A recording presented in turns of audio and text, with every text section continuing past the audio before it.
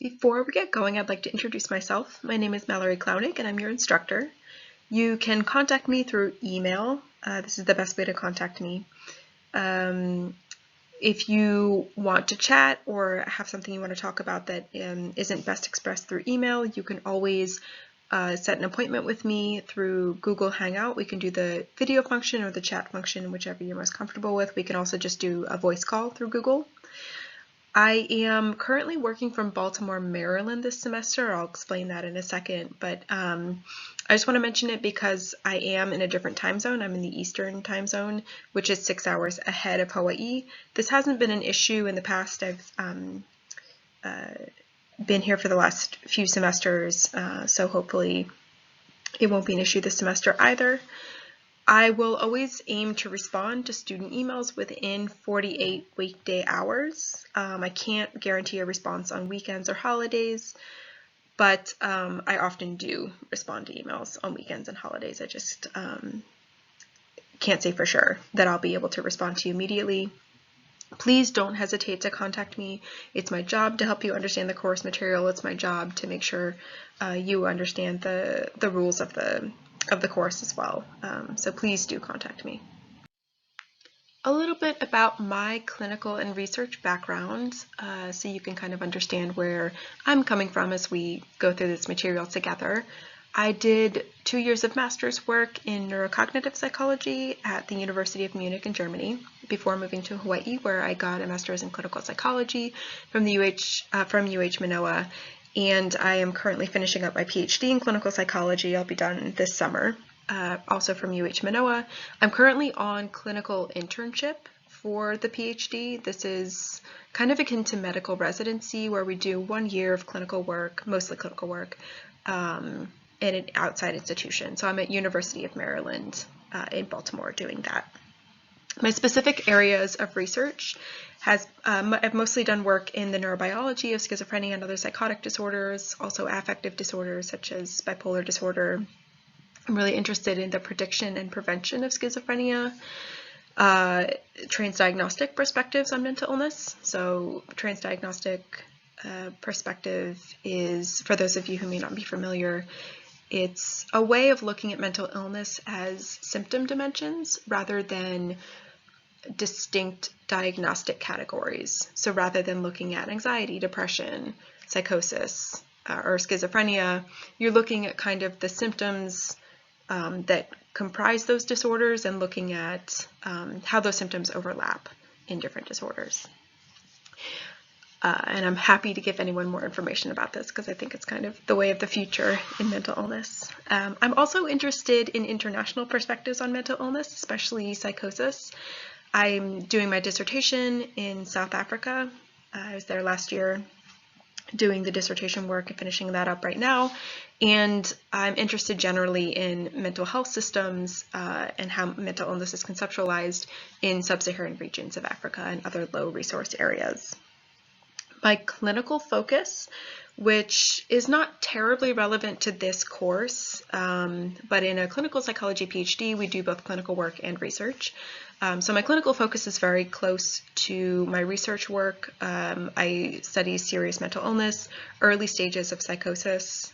So I work with people who have recently developed psychosis or who are at risk for developing psychotic disorders. And I work in populations where cross-cultural considerations are prominent. So in Baltimore, we have a lot of cross-cultural considerations with a lot of different racial and ethnic groups, and also people, a lot of immigrant groups. And of course, when I was in Hawaii, it was particularly interesting to me the way that different cultures intersected and the way that different cultures dealt with the treatment of mental illness. And cultural considerations, I think, are very important in general and something that we will try to touch on as much as possible in this course in the context of psychobiology. The syllabus is in the resource section of Lau Lima, and one of your readings for this week, in addition to chapter 1 of the textbook, is to read the syllabus. But I'm going to kind of highlight some points from the syllabus. So in this course, each week you will complete readings from the required textbook, and that's on the schedule. at the bottom of the syllabus. You'll watch the lecture on the YouTube channel. There's a link to that on the resources page, or you can just listen to the lecture, which is recorded over the PowerPoints. So you can click on the little microphone guy at the bottom of each slide and just listen to each slide separately. Every week the homework will be due at 11 p.m. on Sunday. If you're late submitting the homework, I will have to take off points for every 24-hour period. So 5 points off for every 24-hour period that you're late on the homework. Some weeks you'll have an exam. This will be due by Sunday 11 p.m. at the latest, and you'll typically have an hour to complete the exam. If you need accommodations, if you have any learning disability or other limitations that make time limits difficult, please contact me well before the exam, and we can work with that. Again, absolutely contact me if you're unclear about any information on the syllabus. However, as is always the case, please don't email me asking a question that's clearly stated on the syllabus without having read the syllabus. So if you're asking me like when homework 1 is due, this is on the syllabus. So please don't email me asking that unless something is unclear to you. And then finally, the syllabus is subject to change. So I'm going to do my best to tailor this course to your unique interests. And in homework 1, I'm going to do a bit of a survey asking you about your interests in this course and in psychobiology in general.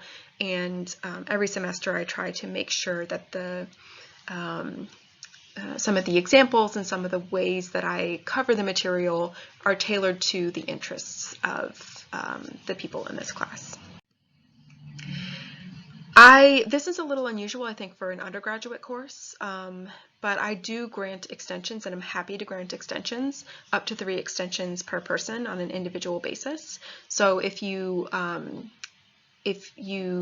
have a really busy week and you anticipate having difficulty completing an exam or a homework, contact me before the weekend in Hawaii time, and request an extension. I'll typically give you a 3-day extension. If you need a little bit more, that's fine too. Just let me know. And this is not something I'll hold against you or consider you to be irresponsible. It's something I like to offer in order to make this course a little bit flexible, as I understand that people take online courses in part due to the flexibility. Concerning the course material, I will typically follow the structure of the book in the lectures, but there are exceptions. There are relatively rare times where I disagree with some of the material in the book, or just think that certain sections are not as important, and so I'll leave those out. Lectures will be brief relative to a typical in-person class session for the most part. There's 1 or 2 lectures that are on the longer side. But because this is not like a in-class format, the lectures are going to be typically 30 to 40 minutes, I think. And the lecture material takes precedent over the book material. So if a topic is framed differently in the lecture as compared to the book, you'll defer to the lecture material. However, and please use the lecture as a guide for which information is most important from the textbook. However, it is still important to read the textbook, as textbook material will be covered in exams, and there's also just, they have a lot of examples and things like this in the textbook that can really flesh out some of the ideas that we're talking about.